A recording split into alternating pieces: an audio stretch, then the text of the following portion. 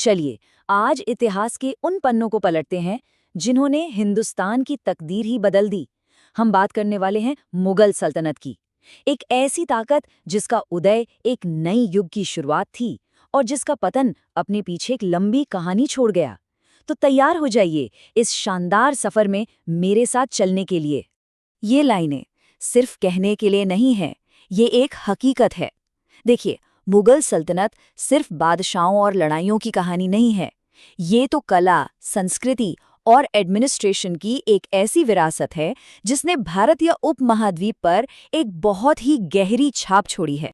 हर बड़ी कहानी की एक शुरुआत होती है ना, और मुगल सल्तनत की कहानी शुरू होती है एक ऐसे शासक से जो सेंट्रल एशिया से आया था, अपनी आंखों में सपने और साथ में एक मजबूत सेना लेकर।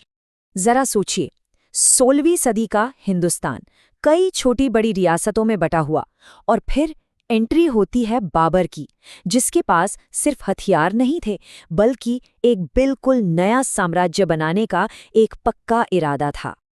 और देखते ही देखते कुछ ही सालों में इतिहास बदल गया।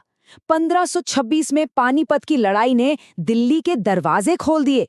फिर 1527 में खानवा की लड़ाई ने राजपूतों की चुनौती को भी खत्म कर दिया।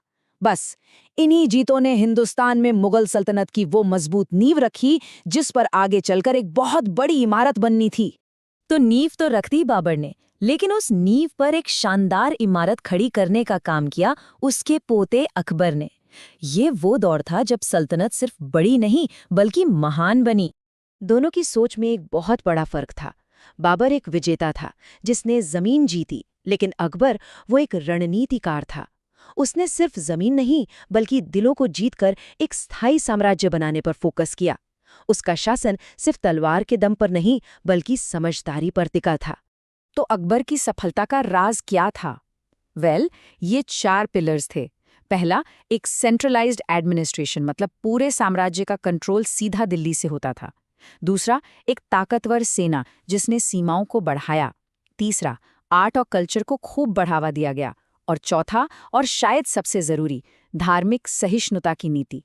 अकबर ने दीन-ए इलाही जैसे विचारों को बढ़ावा दिया और कोशिश की कि सब लोग मिलकर रहें। चलिए, अब कहानी के उस हिस्से में चलते हैं जब मुगल सल्तनत अपनी चमक के बिल्कुल पीक पर थी। ये दौर था शाहजहां का, जब आर्किटेक्चर और कला ने ऐसी ऊंचाइयों को छुआ जो आज भी दुनिया को हैरान कर देती हैं। इस दौर में इमारतें सिर्फ पत्थर और गारे से नहीं बनती थी, नहीं, वो सपनों, शक्ति और खूबसूरती का प्रतीक थी। हर मीनार, हर गुंबद एक कहानी कहता था, मुगल सल्तनत की शान की कहानी। 20,000, जरा इस नंबर के बारे में सोचिए। 20,000 कारीगर जिन्होंने मिलकर ताजमहल को बनाया, उसे तराशा। ये सिर्फ एक आंकड़ा नहीं है, ये उस दौर के जुनून और इंसानी मेहनत का एक बेमिसाल सबूत है। ताजमहल ये सिर्फ एक मकबरा नहीं है, ये प्यार की निशानी तो है ही, साथ ही ये कला का एक ऐसा शाहकार है जो हमेशा जिंदा रहेगा। ये शाहजहां के दौर की सबसे बड़ी और सबसे खूबसूरत विरासत है। लेकिन इतिहास का एक नियम है, जो उगता है वो ढलता भी है। अपनी बुलंदियों को छूने के बाद मुगल सल्तनत के पतन का, उसके गिरने का दौर शुरू हो गया। ये कड़वी सच्चाई है। जिस सल्तनत को बनाने में पीढ़ियां लग गईं, वो धीरे धीरे बिखरने लगी। और इसकी वजह कोई एक नहीं थी, बल्कि कई सारी वजहें थीं, जो एक एक करके साम्राज्य को कमजोर करती चली गई। ये पतन अचानक नहीं हुआ। इसकी शुरुआत हुई औरंगजेब के दौर में। बहुत लंबे और महंगे युद्धों ने शाही खजाना लगभग खाली कर दिया। फिर उनके बाद के शासक अकबर या शाहजहां जितने काबिल नहीं थे, और बस इसी कमजोरी का फायदा उठाकर मराठा और दूसरी रीजनल ताकतों ने सल्तनत की नींव हिलाकर रख दी। सल्तनत तो खत्म हो गई, लेकिन उसकी विरासत वो आज भी हमारे बीच जिंदा है। पर सवाल ये है कि वो विरासत है क्या?